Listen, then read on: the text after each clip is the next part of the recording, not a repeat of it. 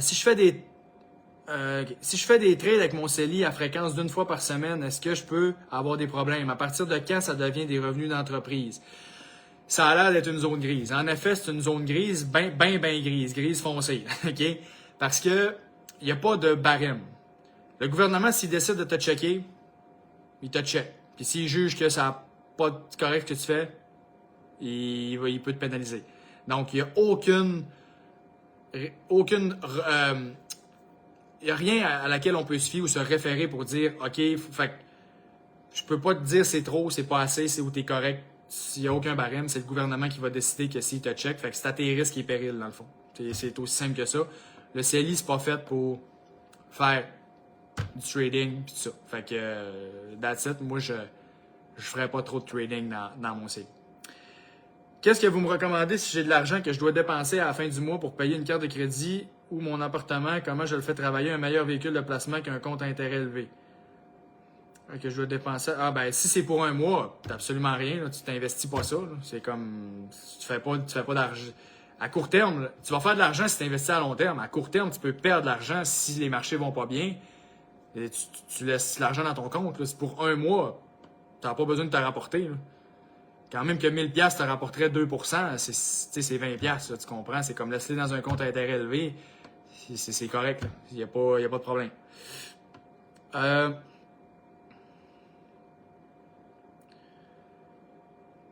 Si tu réussis à atteindre le million. Aussi, crois-tu que si tu réussis à atteindre le million dans 20-25 ans, est-ce que 1 million sera considéré hot selon toi à ce moment-là, malgré l'inflation et compagnie? Ben écoute, si tu veux le faire vite, dans le fond, tu as juste à mettre tu sais, 1 million, ça vaut combien en dollars, tu sais, comme dans 25 ans. Fait que tu es capable de juste aller checker un calculateur puis ça va te le dire. Ou tu peux demander à chat, là, genre 1 million dans 25 ans, ça équivaut à combien à peu près en dollars d'aujourd'hui, puis tu sais, il va te le dire.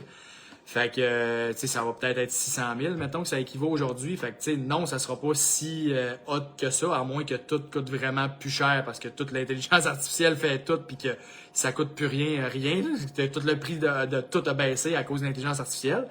Mais on s'entend que peu importe c'est combien que tu as, que ce soit 1 million ou 2 ou 3 ou moins, je veux dire, le plus que tu en as plus tard, le mieux c'est, le plus d'options que tu as. C'est mieux d'avoir 1 million qui vaut moins, que c'est moins cool que 0 ou 100 000 ou 500 000.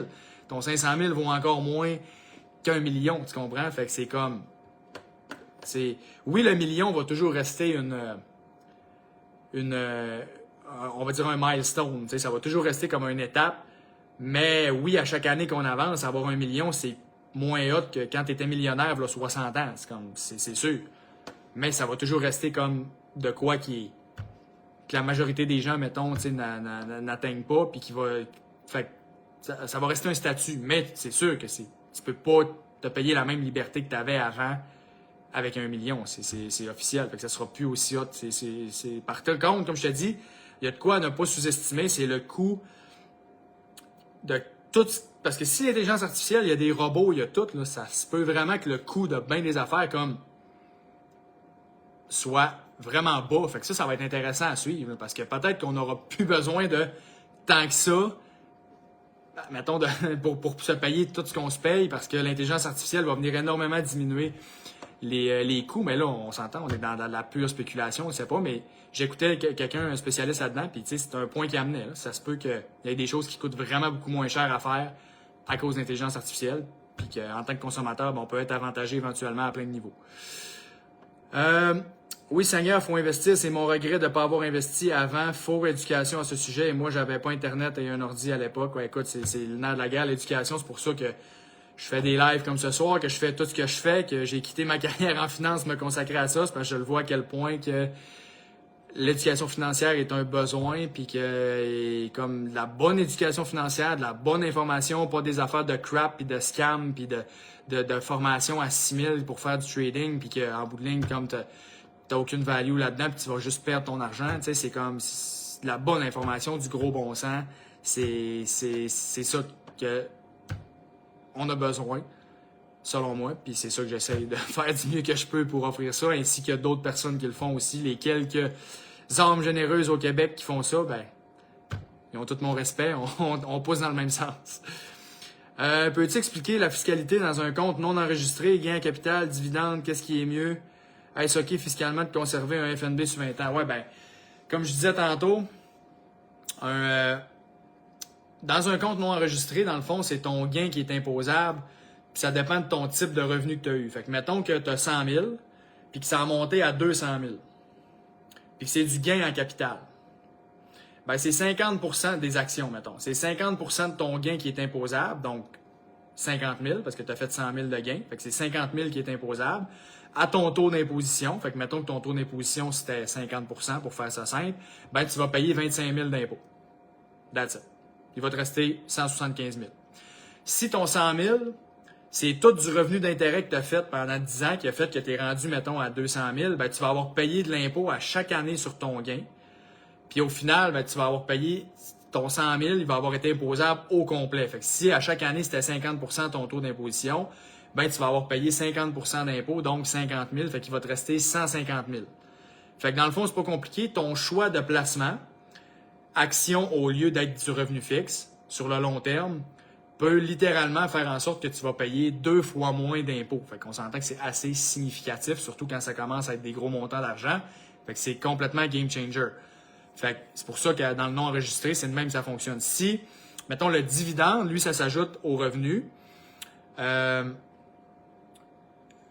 si tu investis dans des fonds d'action, comme tu es imposé à chaque année là-dessus, c'est du revenu d'intérêt, mais c'est une petite partie, c'est pas gros. Fait que c'est comme ça, c'est pas comme si tu es, mettons, d'un CPG, que là, c'est comme tout ton revenu provient de l'intérêt, c'est pas ça. Fait que, mais si, mettons, tu as des actions qui versent des dividendes, mais ton dividende, tu vas être imposé dessus comme à chaque année, tu n'auras pas le choix. Fait que, mais si tu as un FNB d'action, puis qu'il y a juste une petite partie que c'est du dividende, le reste, c'est tout du gain en capital, ben, ton gain, c'est juste quand tu vas le réaliser plus tard que tu vas être imposé dessus. Parfait, on se reparle bientôt. Excellent, Alex. On se reparle. Quand j'ai compris c'était quoi les intérêts composés avec mes investissements, ça m'a fait mal au cœur de ne pas avoir investi avant. Il y a un début à tout. L'important, c'est de commencer. Absolument. Puis écoute, le fameux avoir su, je l'ai tellement entendu, c'est débile. Tout le monde aurait aimé ça commencer plus tôt. Salut Fred, j'ai changé ma stratégie pour mon CELI. J'ai tout vendu mes FNB. J'ai pris juste un FNB que j'ai confiance. Vive la simplicité. Merci pour tous tes conseils. En passant, j'ai fait la méthode Norbert pour échanger mon argent US. OK, ben écoute, si tu juges que tu as fait le bon choix et que tu es content que ça t'amène, que ce soit simple, puis que tu es content de ça, ben tant mieux, parce que moi, je le vois à quel point que les gens qui gardent ça simple, souvent, c'est eux autres qui ont les meilleurs résultats, parce que justement, ils ne se donnent pas l'opportunité de faire des erreurs, parce que c'est simple. Fait que la grande majorité des gens, la simplicité va vraiment, vraiment être la clé. Fait que on refresh. Mais ce qui est plate, c'est que quand c'est trop simple, ben, tu peux plus justifier vraiment. C'est dans la complexité que tu es capable de faire payer des gros frais ou de vendre des formations à 5 000. C'est quand tu essaies de montrer à quel point c'est compliqué pour que tu te deviennes comme la solution puis que les gens soient prêts à te payer cher parce que tu es comme, hey, sans moi, vous pouvez pas naviguer à travers tout ça. T'sais. Fait que c'est dans la complexité que l'industrie de la finance va faire son argent. Mais en bout de ligne, la finance, ça peut vraiment être simple. Mais l'industrie de la finance n'a pas tant intérêt à ce que ça soit trop simple parce que ils font de l'argent du fait que c'est compliqué. Fait que c'est ça. Bon, je t'ai rendu. Des fois, il faut vendre pour récupérer nos profits. Ouais, ben c'est ça. Ça, c'est quand tu as des actions individuelles puis tout ça. Mais même des fois, vendre, ça peut être bon de le garder si tu veux. Si tu penses que ça va encore plus monter. T'sais, si tu vends pour récupérer tes profits, c'est parce que tu penses que ça montera peut-être pas plus. Mais normalement, quand on regarde quelqu'un qui fait juste garder ses investissements à long terme puis qui ne vend pas, comme Warren Buffett, dans beaucoup de ses investissements, ben ça a été très payant de ne jamais vendre ses investissements. Il y en a qui vendent, mais il y en a qui ça fait très longtemps qu'il n'a pas vendu, puis il fait juste les détenir. Qu'est-ce que tu considères comme étant des frais de gestion raisonnables par tranche de patrimoine investi du plus bas au plus haut? Ben, c'est pas compliqué, c'est tout pareil, l'industrie pas mal. Fait que, tu sais, je te dirais que c'est tout le temps, mettons, Quand tu es en bas de 500 000, tu vas payer au total frais de conseil, frais de produit entre 2 et 2,5 %. Puis là, quand tu es rendu à 1 million, tu vas payer 1 point quelque total. Puis après ça, ça va continuer de descendre. Fait que tu sais, c'est tout à peu près les mêmes barèmes. Fait que c'est pas combien tu payes, c'est qu'est-ce que tu as en retour. Fait que ta question devrait être, c'est pas qu'est-ce que tu considères comme étant des frais de gestion raisonnables. C'est qu'est-ce que tu considères comme valeur reçue par rapport aux frais que tu payes. Fait que si ça te coûte 12 000 par année, ben assure-toi que tu trouves que tu en as pour 12 000 par année ou plus. C'est ça qui va te permettre de déterminer si tu trouves que ça vaut la peine de payer ces frais-là. Parce que tu pourrais payer 2,5 % de frais, avoir un conseiller qui est incroyable et qui te fait des stratégies fiscales que tu n'as jamais pensé, puis sur 500 000, ça t'a coûté, mettons, 10 000, mais que tu es ressorti avec 30 000 puis tu pourrais avoir un même frais de gestion que tu payes 2,5 %, puis ton conseiller, il a fait fuck all parce qu'il connaît pas vraiment ses affaires. Puis là, tu as payé le même prix, mais tu n'as eu pas pantoute le même retour sur investissement, tu comprends? Fait que la question, c'est pas combien tu payes, c'est qu'est-ce que tu as en retour. Puis ça dépend vraiment de ton conseiller. C'est aussi simple que ça. Quelle est la meilleure façon de placer 700 000 pour pouvoir vivre sur les intérêts?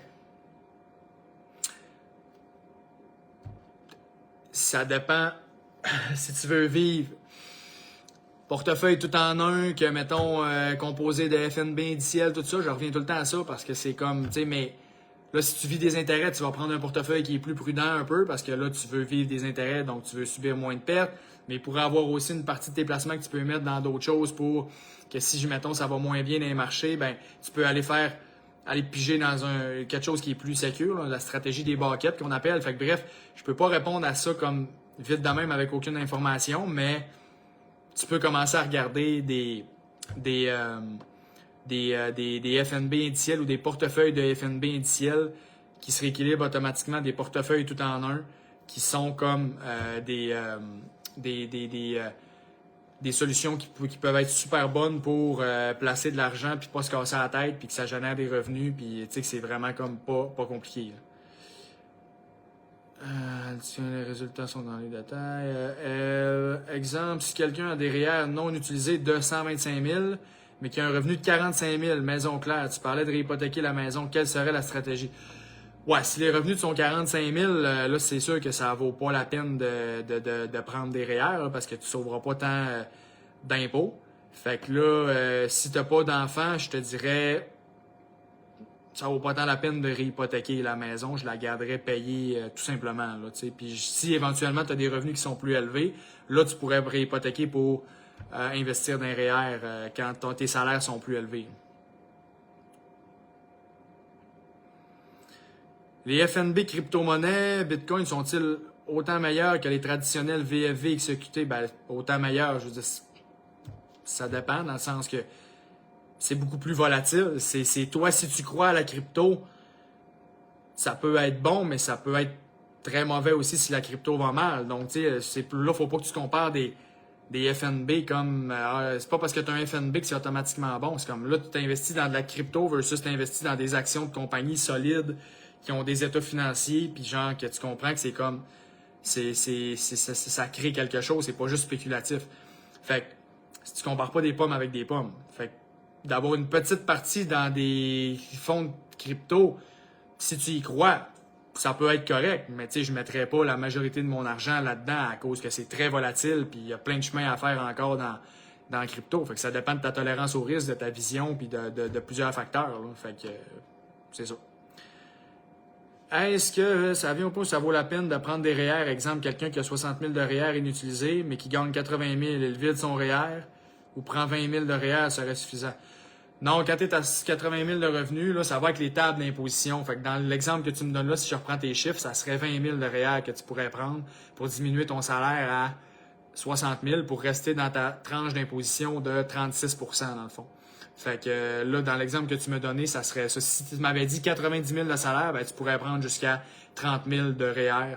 Puis avec ces 30 000-là, tu serais encore dans le 36 %, fait que ça serait bon. Parce que si tu prends plus de REER, fait que tu descends ton salaire en bas de 60 000, là, ce que tu prends REER après 60 000, là, ça commence à être moins payant. Donc, c'est ça. Fait que pour reprendre les chiffres que tu me dis là, c'est ça.